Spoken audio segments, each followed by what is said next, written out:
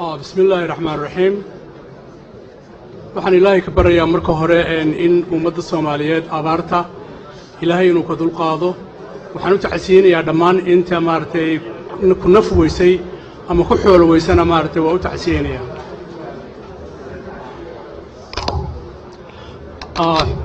xildhibaanada qarankow mudanayaal iyo marweyn assalaamu calaykum waraxmatullaahi wabarakaatu. waxaan xildhibaanada dalka ee sharafta iyo haybadda leh u soo gudbinayaa salaan qiimo badan. waxaana ugu hambalyeynayaa kursiga xildhibaannimada ay ku soo guulaysteen. waxaan aaminsanahay in Soomaaliya ay maanta haysato xildhibaanadii ugu tirada badneed ee ka soo galay dhalinyarada iyo haweenka iyo xildhibaanadii hore ee waayo arag ahaay, kuwaas oo dhammaantood lagu kalsoon yahay inay wakiil siyaasadeed ku metelayaan qaybaha kala duwan ee shacabka Soomaaliyeed. waxaa xushmad mudan sida xildhibaanada qaranka ay u soo doorteen guddoonka baarlamaanka uguna soo doorteen hoggaanno waayo araga oo waxtar leh oo soo celiya rajada iyo kalsoonida ay shacabka Soomaaliyeed ku qabaan golaha shacabka iyo sanadka. xildhibaanada qaranku waxaa indhaha idinku haya caalamka oo dhan iyo shacabka Soomaaliyeed meel kasta ay joogaan. waxayna idinka rajaynayaan inaad ka dhabaysaan axdiga iyo dhaarta aad u marteen wanaajinta hoggaaminta dalka. Soomaaliya waxay ka lalaadaa buur qarkeed. waxaa laydinkaa sugayaa ama inaad qarka ka tuurtaan ama inaad horseedaan in Soomaaliya noqoto mid yeelata mustaqbal iftiimiya oo tusaale wanaagsan u noqota adduunka oo dhan. waxayna meelmarinta tan dambe ku xiran tahay midnimada damiirkiina wadaninimo iyo tawfiiqdiina taladiina wanaagsan. waxaa muuqata saadaal xambaarsan hidiilo wanaagsan oo ay shacabka Soomaaliyeed iyo saaxiibada caalamku ay ku qabaan in iyo sami buuxda leh ay xildhibaanada qaranku ku sameynayaan doorasho keenta isbeddel siyaasadeed oo Soomaaliya u horseeda inay hesho hogaamiye cusub oo daacad u ah rabitaanka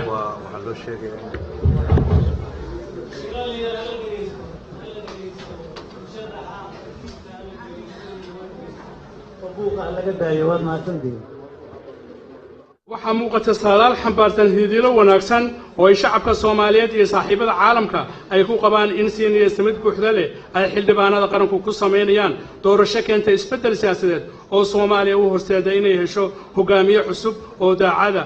u ah rabitaanka dadkiisa, diintiisa iyo dalkiisa, kuna hogaamiya cadaalad iyo horumar uu gaarsiiyo dhammaan dalka oo dhan.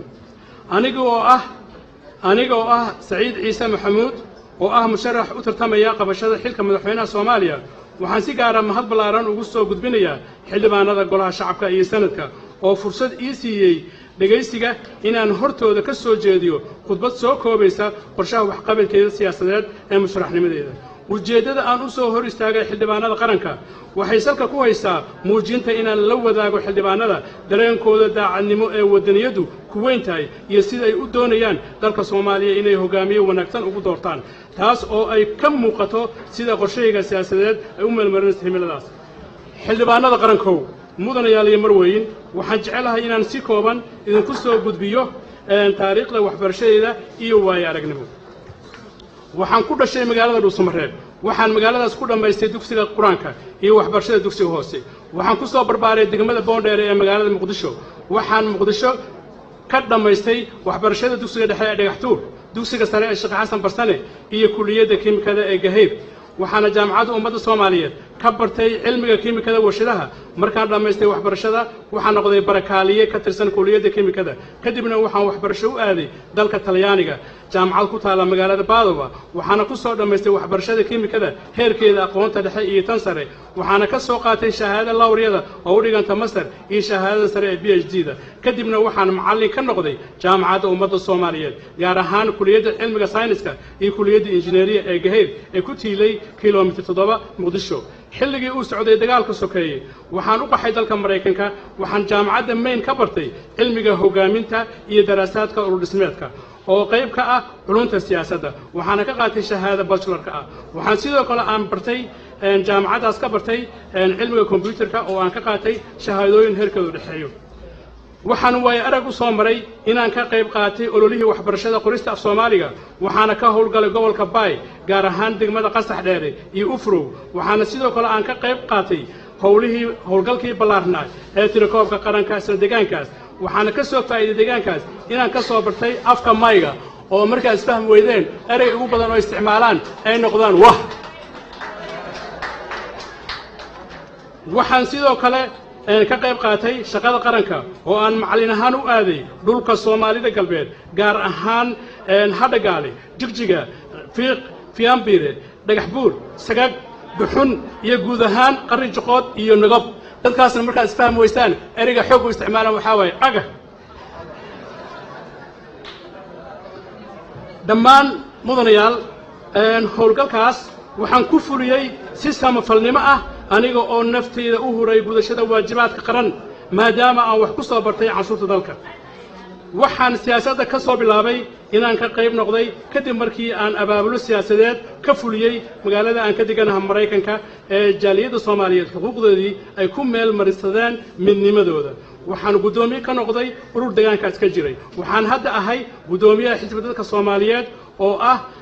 oo ka mid ah xisbiyada siyaasadeed ee dalka ka curtay waxaana ii suurto gashay inaan ka mid noqday musharaxiintii madaxweyne ee u tartantay doorashadii dhacday 2012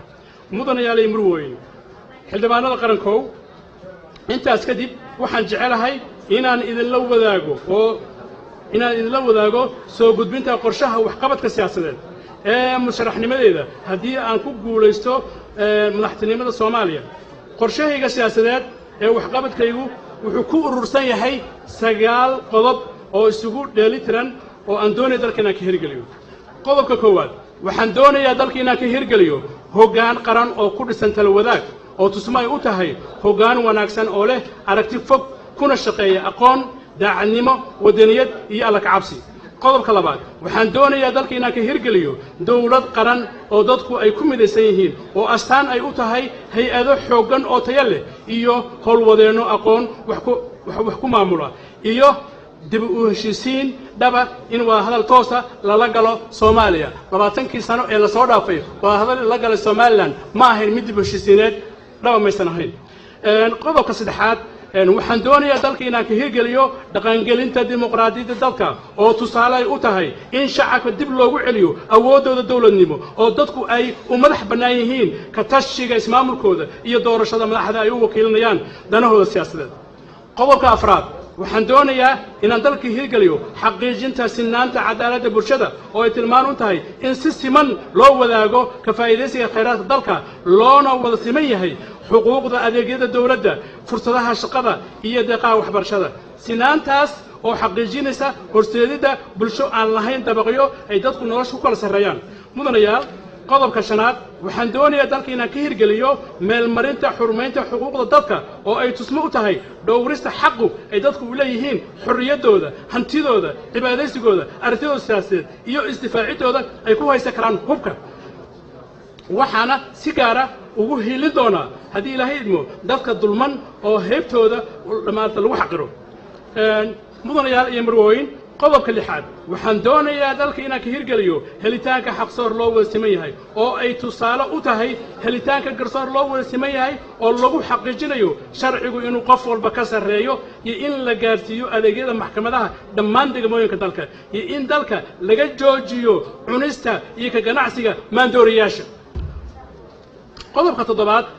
waxaan doonayaa dalka inaan ka hirgeliyo horumarinta koboca dhaqaalaha oo aan ugu talagalay inaan shaqooyin ugu abuuro dhalinyarada waxaan ogsoonahay inta badan Soomaalida maanta 70% waa dhalinyaro waxaan ka xumahay anigoo ah jiilkii ka horeeyay inaysan jirin maanta Soomaalinimo iyo dawladnimo aan u soo gudbinay sidaa daraadeed anoo la wadaaga dhibaatadaas waxaan jecelahay maartay inaan sameeyo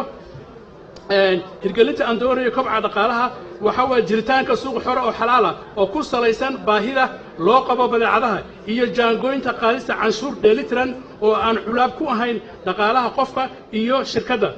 iyo waxaan kaloo jeclahay inaan dib u dhiso si aan shaqo u abuuro dugsiyadii isbitaaladii jidadkii buundooyinkii garoomadii dekadihii adeegyada biyaha korontada iyo isgaarsiinta sidoo kale waxaan doonayaa dhalinyarada inay noqdaan dad maalqabeena hantilayaal ah sidaas daraaddeedna waxaan jecelahay inaan maalgeliyo oo maaragtay macnaha amaah ku maalgeliyo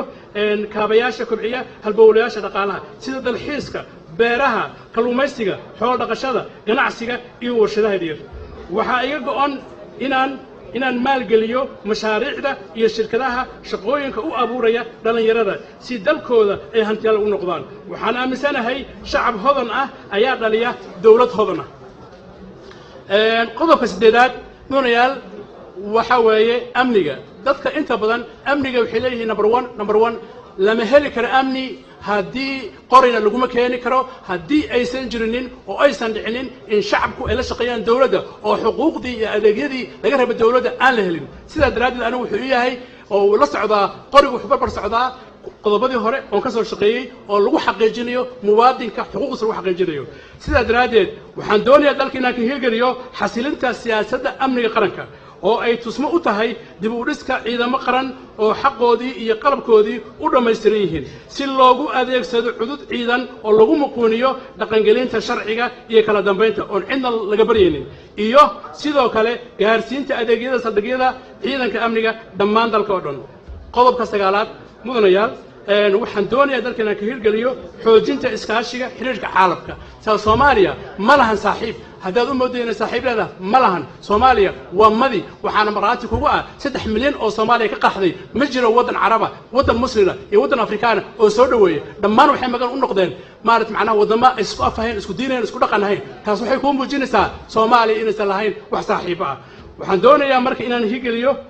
abuurista xiriir iskaashi oo Soomaaliya xigto uga dhigta saaxiibo dhow oo dhaba si xal loogu helo darisnimo wanaag kala dhaxeeya Soomaaliya wadamada dariska la ah iyo in xiriir xoogan oo diblomaasiyadeed ay Soomaaliya la wadaagto dalalka shisheeyaha xildhibaanada qarankow mudanayaal iyo marweyn intaas kadib waxaan doonayaa inaan in la wadaago inaan la socdo duruufaha adag ee ka jira dalka kuwaas oo ay ka mid yihiin jiritaanka amni xumo gaarsiisan heer wax ka qorshe la'aan dalka inay ka jirto abaaro dabeeciya iyo kuwa aan dabeeci ahayn oo dadku aysan awoodin inay iibsadaan cuntada laga maarmaanka u ah noloshooda shaqo la'aan abuurtay dhaqaale xumo curyaamisay nolosha qaybaha bulshada oo dhan gaar ahaan dhalinyarada isticmaalka lacagta qaranka oo aysan muuqan adeegsigeeda baasaboorka dalka oo aan wali dibadda loogu dhoofi karin joogitaanka ciidamada shisheeyaha oo aysan muuqan ka maarmidooda farigelinta shisheeyaha ku hayaan siyaasadda dalka oo loo maarlaayahay kala boobka ka jira hantida qaranka oo danta guud loo wada leeyahay maamul xumada dawladaha dalka oo si kala fogeeyay midnimada shacabka Soomaaliyeed gelista heshiisyo shisheeye oo lagu dhaxal wareejinayo dhulalka Soomaaliya ku tashiga isku filnaansho ku gaaridda ku tiirsanaanta tugsiga kaalmada shisheeye qabyaaladaynta federaalnimada ku abtirsata maamul goboleedyada ka hor istaaga dadka degan gobolada inay ka tashadaan ismaamulkooda jiritaanka deegaano badan oo aan lahayn gobollo ay leeyihiin oo ay u madax bannaan yihiin maamulkooda dadkuna ay ku xaqiran yihiin oo istigida maamulo ay leeyihiin gobollo kale qiyaanada qaranka oo noqotay xasanaad ama haybad noqotay loogu adeego danaha dawladaha shisheeye musuq maasuqa oo dalka ka noqday ganacsi xora dhinac maridda dhaqanka dastuurka u degsan dalka iyo dhaqangalka hoggaan xumo ay ka dhalatay talo xumo horseeday kala talsnimo musharaxiinta qaar oo shuruudaha musharaxnimada u go'aamiyay musharaxiinta kale musharaxnimada oo lagu qiimeeyo hantida musharaxa ama adeegsiga awoodda dawladda xildhibaanada qarankow mudanaal iyo marweyn sidaas daraaddeed waxaan ka soo horjeedaa dalka oo ku tiirsanaada tugsiga kaalmada shisheeye waxaan ka soo horjeedaa ciidanka qaranka oo hoostaga taliyaasha ciidamada shisheeye waxaan ka soo horjeedaa qabyaalada oo noqota dastuurka ay ku dhaqanto dawladdu waxaan ka soo horjeedaa udulqaadashada musuqmaasuqa nuuc kasta uu yahay waxaan ka soo horjeedaa kala sarreynta ku salaysan heybta iyo tirada waxaan ka soo horjeedaa xilalka oo lagu xusho shakhsi jeclaysi waxaan ka soo horjeedaa boobka iyo xatooyada lagu hayo hantida qaranka waxaan ka soo horjeedaa dalka oo martigeliya saldhigyo ciidamo shisheeye waxaan ka soo horjeedaa dhaqangelinta heshiisyada shisheeye oo khayraadka dalka lagu dhexla wareejinayo waxaan ka soo horjeedaa iibsiga maandooriyaasha lagu doorsanayo dhaqaalaha soo gala dalka waxaan ka soo horjeedaa talada dalka oo hoos tagta saaxiibada dariska nala ah waxaan ka soo horjeedaa darajooyinka loo dallacsiiyo dambiliyaasha geystay gaboodfalka waxaan ka soo horjeedaa isku dhex milanka garsoorka madaxtooyada iyo baarlamaanka waxaan ka soo horjeedaa dadka oo aan loo madax bannaanayn ka tashiga ismaamulkiisa xildhibaanada qarankow mudanayaal iyo marweyn aniga oo tixgelinaya hoggaan xumada siyaasadeed ee dalka ka jirta iyo dareenka guud oo ay dadku ku dalbanayaan in la helo isbeddel ku yimaada hoggaaminta siyaasadda dalka ayaan waxaan aaminsanahay inaan ahay aqoon-yahan aan dalka wax dembiga ka gelin haddana leh tayo hoggaamin qaran oo dalka u abuuri kara dawladnimo Soomaaliyeed oo dadku ay ku midaysan yihiin taas oo ay u madax bannaan tahay ismaamulkeeda sidaas daraaddeed sidaas daraaddeed ayaan idinka codsanayaa cod dheer idinkaga codsanayaa inaad codkiinna igu doorataan si aan dalka ugu hoggaamiyo mariinka gaadhsiinaya aayatiinka wanaagsan inkastoo dadku ay ka rajabeeleen helitaanka madax daacad u ah dadka inay ka gudbiyaan marxaladaha adag oo ay ku sugan yihiin ayaan haddana waxaan rumaysanahay sida dhibku ugu badan yahay Soomaalida inaysan u nasiib xumaan doonin cilmiga kiimikada ayaa waxaa laga soo xigtaa murti tilmaamaysa in falgalka waxyaabo suna ay ka soo dhashaan daawooyin waxtar leh sidaas daraaddeed ayaan anigu waxaan ku haminayaa wanaagga ii muuqda waxa ii muuqata aayaha mustaqbalka Soomaaliyeed oo iftiimaya waxa ii muuqata ummadda Soomaaliyeed oo wadaagta barwaaqo sooran waxa ii muuqata Soomaaliya oo ku horumarta soo saaridda farsamooyinka cusub waxa ii muuqata dalka oo wada noqdo dugsiyo loo soo doonto aqoonta waxa ii muuqata dadka Soomaaliyeed oo hodantinimo ku wada noolaada waxa ii muuqata magaca Soomaaliyeed oo maamuus ku yeesha caalamka waxa ii muuqata dadka oo diida dagaalka nabadna ku wada noolaada waxa ii muuqata ubadkeena oo dhaxal aayatiin wanaagsan leh barwaaqo ku gaara waxa ii muuqata damiirka Soomaaliyeed oo aysan iibin karin lacagtu waxa ii muuqata Soomaaliya oo dunida looga soo shaqo tago waxa ii muuqata shanta Soomaaliyeed oo hal dal ku midooba waxa ii muuqata xuduudda ciidanka Soomaaliyeed oo sare kor u kaca waxa ii muuqata cadaaladda Soomaaliyeed oo sida ciisaha idna aysan caras dheereen waxa ii muuqata Soomaaliya oo kala sarreyn oo sare u wada kacda waxa ii muuqata Soomaali wada siman oo haybsacu ka sulay waxa ii muuqata adeegyada dawladda oo dhammaan dalka wada gaara waxa ii muuqata shacabka dib u midoobay oo si dhaba dib u heshiisiin u yeeshay xildhibaanada qarankow mudanayaal iyo marwooyin iguma jirto damac jacayl kursi jacayl lacag jacayl iyo cid aan cabsi ka qabo oo aan hayn Allah aniga himiladaydu waa helitaanka jamhuuriyadda Soomaaliyeed oo ismaamulkeedu madax bannaan lehna dawlad shacab oo dimuqraadiya awoodda hoggaankana ku timaada kalsoonida ay ku heshay rabitaanka codka shacabka kuna adeegta meelmarinta maslaxadda dalka kana shaqaysa horumarinta danta guud ee dalka kuna dadaasha tixgelinta dareenka uu xambaarsan yahay rabitaanka shacabka mudanayaal iyo marwooyin shacabka Soomaaliyeed ha u duceeyeen dalka in hoggaan fiican Ilaahay siiyo xildhibaanada qarankow codkiinu waa ammaano ma ahan hanti aan leedihiin xildhibaanada qarankow codkiinu waa ammaano ma ahan hanti aan leedihiin waxaan rajaynayaa ilaahayna ka barayaa inaad dalkaada u samaystaan hoggaan wanaagsan wassalaamu calaykum waraxmatullaahi wabarakaatuh